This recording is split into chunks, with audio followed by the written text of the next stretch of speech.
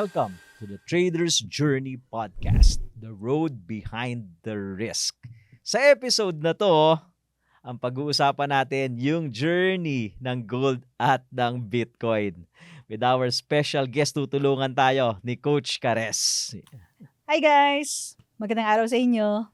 Ayan. So, pag-usapan natin today, sabi ko kasi alam na nila yung journey mo di ba? Kasi second time niya na dito sa podcast. So, kung gusto niyo mapanood yung journey ni Coach Kares, lalagay ko sa description ng video natin yung link, no?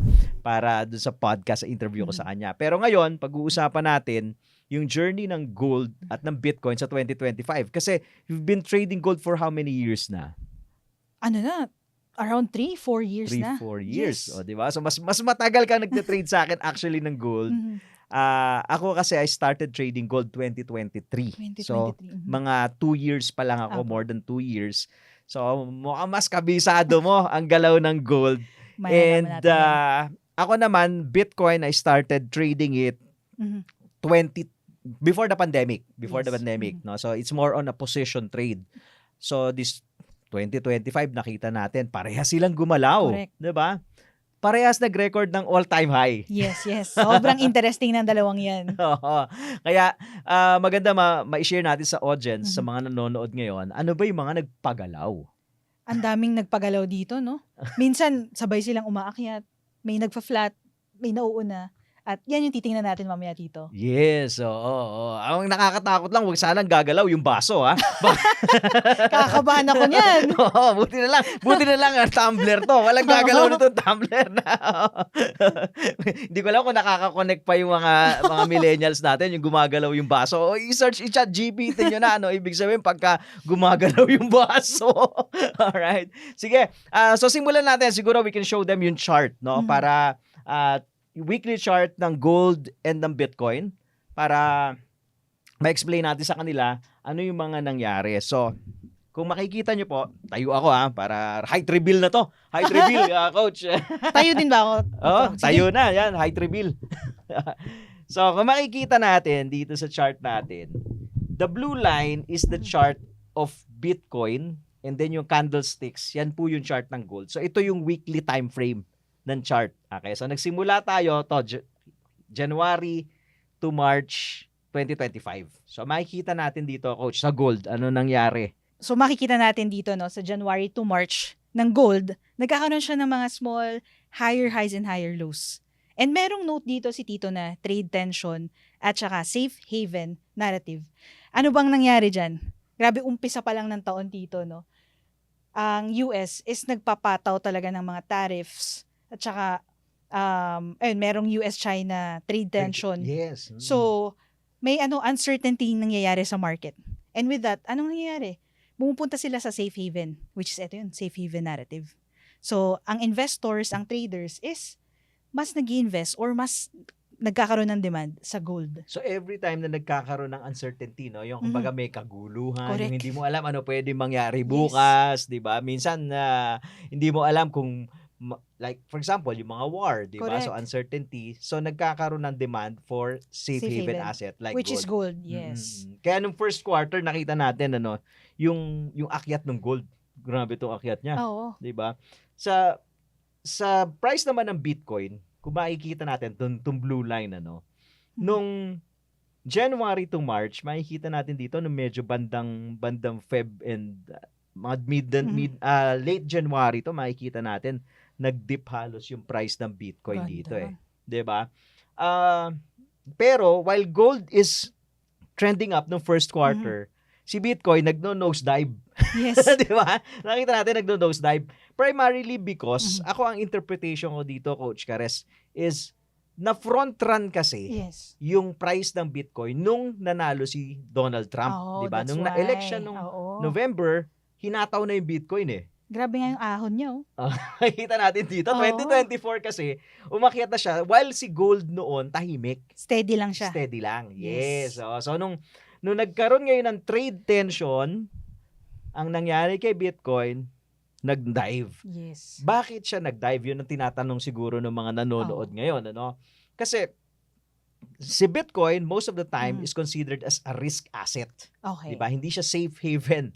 So, Unlike si gold, ano po? Unlike si gold kasi for the longest period of time talagang pag nagkakaroon ng tension, napupunta Gold. talaga lahat, 'di ba? Kay Yes. gold eh.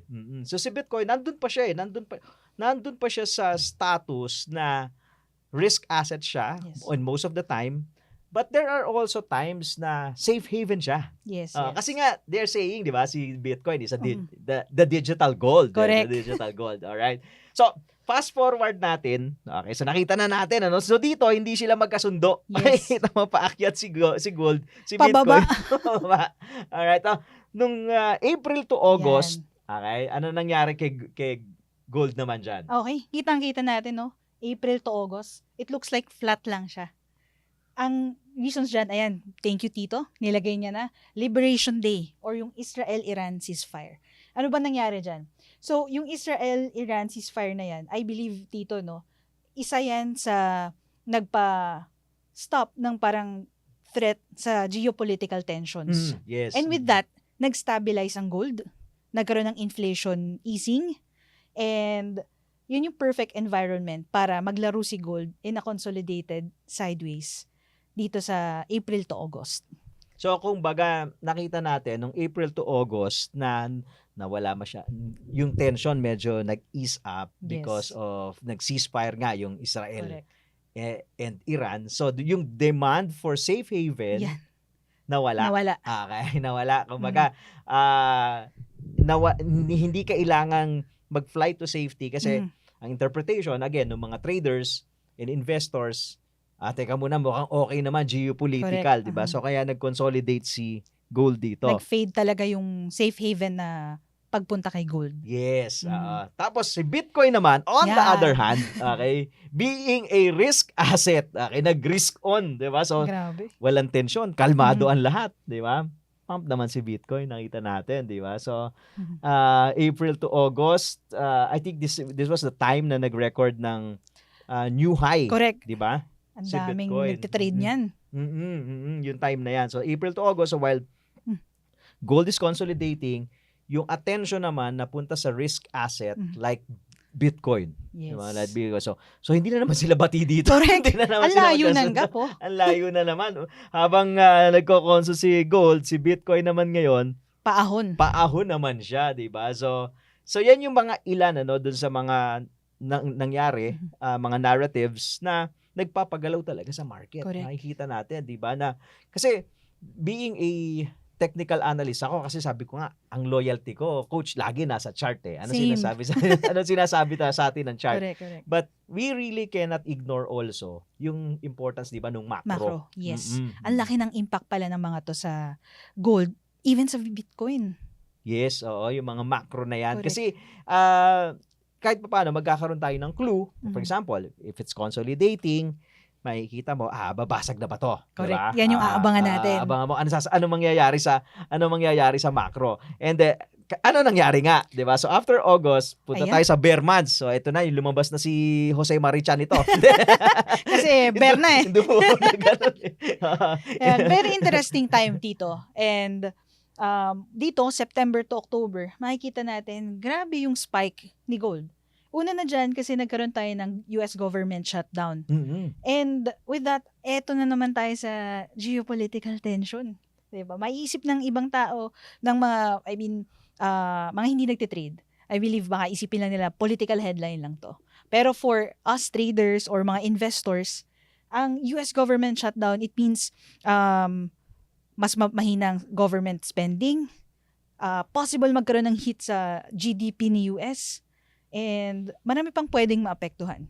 At andyan din yung renewed US-China trade tension. So again, safe haven ulit tayo. Kaya grabe yung naging pump ni gold dito sa September to October. I remember ito yung tension nito, ito yung nag-tariff ulit ng Correct. 100%, di ba? Si Yes. Donald Trump. So nag-tweet siya, so 100% tariff. Retaliate pa man si China. Oo. So nagkaroon na naman tayo ng uncertainty. Correct. So fly to safe haven, pero makikita natin ang taas ng inakyat ni gold Sobra. dito, no? Grabe yung inakyat ni gold from September to October. Diba? So, yan yung dire-diretso na, I think, if I'm not mistaken, dahil nagsasabi niya, 9 weeks dire-diretso. 9 weeks na green candle yan, mga ganon, 8 to 9 weeks na green candle. Correct. So, coupled with the US government shutdown, wala kang economic data Correct na, yan. diba? Kumbaga, Walang NFP. Oo, non-farm payroll, diba? Kasi lahat yan inaabangan eh. Correct. Kasi yung economic data, parang yan yung compass mo or map mo para makita mo saan ba yung direction, saan ba tayo papunta. So ngayon, para nangangapa sa dilim Correct. baga wala kang Parang economic blindsided data. tayo dito. Yan yung effect no ng government shutdown. So because of that uncertainty, nakita natin, spike na naman tayo sa gold. Ano nangyari ulit kay Bitcoin? Ayan, interesting to. Actually, kung makikita natin dito sa chart na to, no? From the spike nung August, late August to early September, nag-spike tayo. Nung September, mga, if I'm not mistaken, mga third week o papasok yung first week ng August, ng October, nag-spike ulit tayo eh. Ito yun. Yan yung sabi ko nga that sa technical term, sabi ko, looks like that's a double top. Oh, no? yeah. And then, pumasok yung US-China trade tension, yun yung 10-10 sale. Oh, yeah. Diba? Yun yung 10-10 sale na biglang nag-drop si Bitcoin, $19 billion worth ang na-liquidate. Correct. No? So, Dami yun yung nun. 10-10 sale na yun. So, because of one tweet Yes. ni Donald Trump, diba? So, yun isang isang salita lang. Grabe yung naging galaw niya dito. Yes, oo. So, nakita natin yung effect. Again, nagkaroon na naman ng uncertainty sa market, Yes. diba? So, being a risk asset, so risk off naman, Yes. diba? Atras na naman yung mga traders, atras na naman yung mga investors, no? Well, si Bitcoin tuwan-tuwa kasi si gold tuwan-tuwa kasi safe haven asset, no? So, from that time, nakita natin nung nag-drop siya ng October, after noon, October, November, no? Si gold ngayon hanggang ngayong December is consolidating again. Consolidating. Yes. Naghihintay siguro to ng another catalyst kung saang direction siya papunta. Ito rin yung time na I think early December or late November natapos na yung shutdown eh. Yes. Diba? So may data na ulit. Correct. May data na ulit. Okay. Umaandar na ulit. Ngayon, ang pinagtataka ko coach, kasi okay na, kalmado na yung market. No? Yes. Kikita naman si gold, nagko-consolidate na ulit. Actually, yung rate cut is in the table. Yes, no? Malapit na yung rate cut. Pero nakikita natin, no? Dito ako na-surprise eh. Itong nosedive ni Bitcoin na Grabe to. Oo. Grabe yung nosedive ni Bitcoin na yan ngayon na sabi ko, ano nangyayari dito kay Bitcoin? Bakit biglang nag-risk off? Correct. Considering, eto coach, tignan mo considering na pagka nagko-consolidate si gold, na kay Bitcoin yung attention. Correct. Pero this time around, hindi eh. Oo hindi nga. Grabe. Sobrang interesting. Oo. So, well, yun yung mga highlights no na nangyari. At the very least, from January to November or early December, meron tayong clue ano yung mga nangyari. Anong nagpagalaw dito. Oo. Napaka-importante, 'di ba? Na nasusundan natin.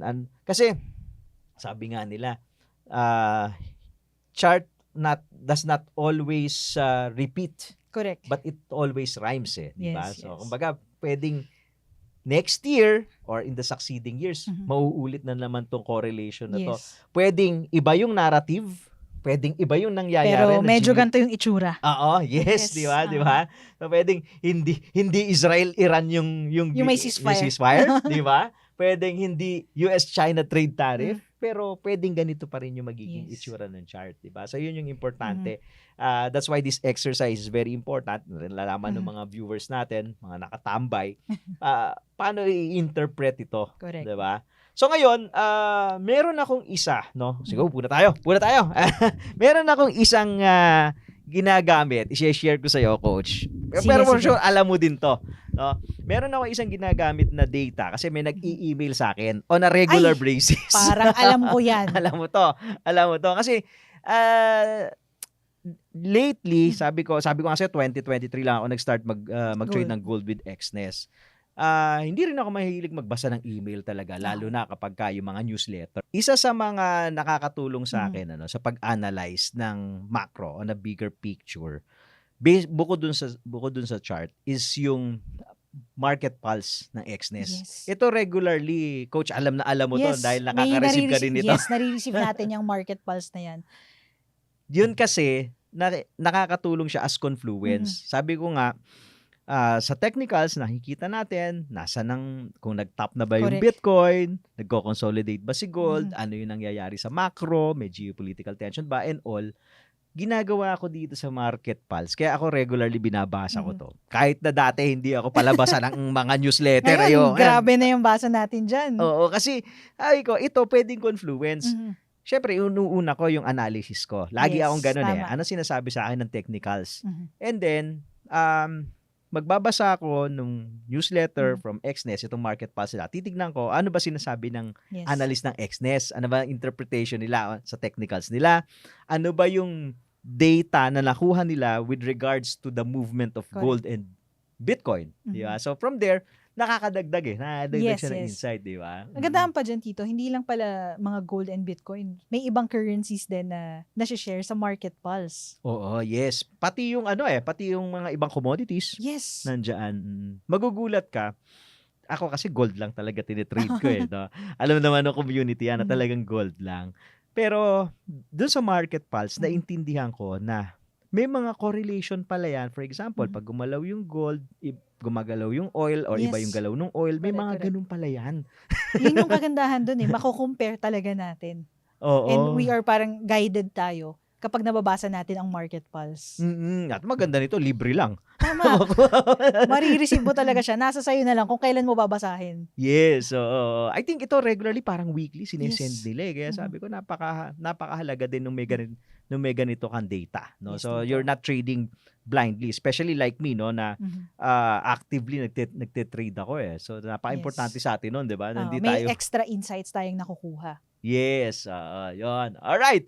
So 2025 Mhm. coach, nangyari sa Bitcoin nag all-time high. Correct. Gold nag all-time All-time high din, di ba? Yes, napakaganda Pero nun. kung makikita natin, si gold Mhm. na-retain niya, no? Andun pa rin. Yung gains niya, no? Yes, Na-hold niya yung gain niya. Pero si Bitcoin gave up yung mga gains niya nitong 2025. Yes, Tito. Grabe yung drop niya. Yun, sabi ko nga, what is this? What is Saan this? papunta? Saan dito papunta? Kasi nung kino-correlate ko sila ngayon, sabi ko magkaiba sila Kasi actually nung ini-interpret ko, hindi lang gold and Bitcoin, makikita mo even the stock market, no? All-time high. Yes. Ang daming all-time high Ang ngayon dami. 2025 Grabe yung movement talaga ng Oo. market. Even silver, humahabol Yes, lately. kita ko. Like today may news na nag all-time high siya. Di ba? Yes, Even yes. silver, sabi ko nga, grabe pati yung silver humahabol. Correct. So, US stock market, gold, Gold, Bitcoin, Bitcoin. lahat sila nag-record ng all-time high ngayon 2025. So, there is really something nitong 2025, Yes. di ba? So, coach, and then 2026 will be an exciting year. Yes. Yeah. Saan Diba? papunta ang mga yan? Saan papunta? Bigyan mo nga sila ng konting insight. Kanina medyo binubulong mo sa akin I-share mo na sa kanila ano ang tingin mo sa magiging price movement ng gold Okay. at least for 2026, no? Okay. At like yung first quarter or hanggang first half ng 2026. Ako, I think, Tito, more on sa, baka magstay muna ako sa first quarter. Kasi ang daming nangyayari talaga din kay gold So ako, sa first quarter ng 2026, I believe still elevated si gold. And kasi posibleng mag-weekend pa si USD. And with that, si gold ang aahon. Well, I share the same sentiment. Yes. Ako, based on technicals naman, what I saw in gold last 2024, nakita ko na itong period pala na to nagko-consolidate pala siya ng last quarter. Oh, interesting Oo, talaga. kaya kung makikita mo yung chart natin kanina, di ba, nasa baba siya, tapos nag-breakout siya noong Yes. January. Tapos nag-record ng Ahon. mga all-time high. So, technical-wise, looks like ginagawa niya, yung ginawa niya last quarter ng quarter, yes. 2024, di ba? So, again, kung pagbabasihan natin yung technicals na Technicals. yun, there's a probability, again, and confluence with Yes. with you, di ba, na pwedeng Umahon pa. umahon pa Yes. ng mga first quarter, no, yung gold. Ngayon, with Bitcoin naman,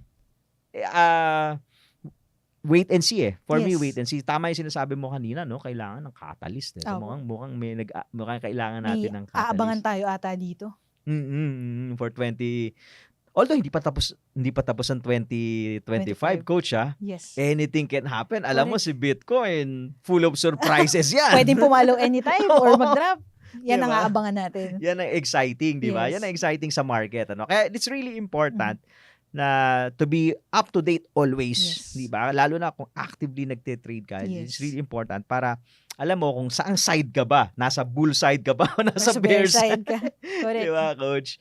Alright, so final words, coach, sa mga nakikinig ngayon, nanonood ngayon, ano yung pwede mong sabihin sa kanila, especially yung mga bago, yung mga newbies for 2026 and itong remaining days ng 2025? Okay. So, para sa mga nagte-trade, sa mga nasa community and sa mga nagte-trade at magsisimula pa lang mag-trade, napaka-exciting ng darating na mga napaka-exciting time for Bitcoin, for gold, and other currency pairs na ma-explore nyo. Kasi ang daming pwedeng abangan for 2026. And also, yun nga, bago matapos ang taon, pwede nyong simulan ang pagbabasa about sa different pairs using Market Pulse. Ayan. Alright. Thank you, coach. So, yan, galing kay Coach Kares, mga titos and titas. So, yung remaining days of the year, ako naman, kalma na tayo. Holiday, ano na. Oo. Medyo kalma na, no? Kasi, especially, maganda naman yung, especially, no, if you took some profit, medyo, kasi ang ganda naman ng bigay sa atin ng 2025 Yes. talaga.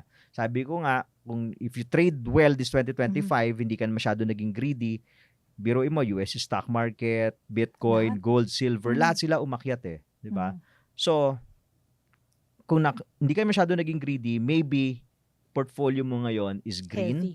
You have to celebrate, you have to be Yes. thankful ngayong 2025. Agree. If wala ka namang green na nakita sa portfolio mo, siguro yung remaining days of the year, no? It's time to reflect, Correct. 'di ba? Reflect tayo para recharge, refresh para pagdating ng 2026, ready na ulit. Yes. Di ba? Sabak na ulit tayo. Breakthrough yan. Yes. Alright. So, yan po. Diyan nagtatapos ang episode natin ngayon sa The Trader's Journey Podcast. So, samahan niyo ulit kami next year. Kita-kits!